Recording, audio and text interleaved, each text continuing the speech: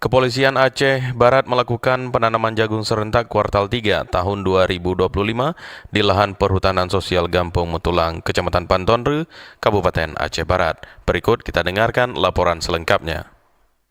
Kami mengharapkan apabila 1 juta hektar tersebut tercapai, maka panen kami bisa mencapai 4 sampai dengan 10 juta ton.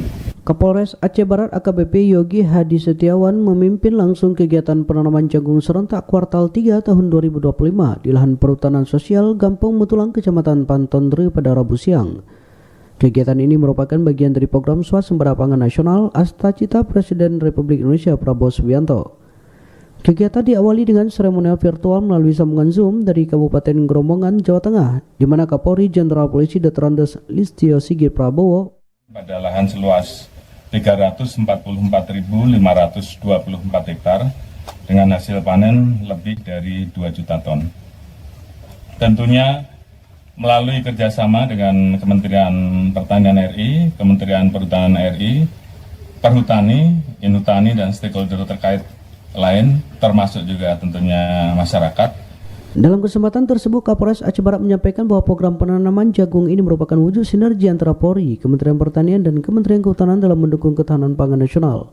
Kapolres menambahkan bahwa meskipun terdapat sejumlah tantangan teknis di lapangan, semua itu masih dapat diatasi dengan baik.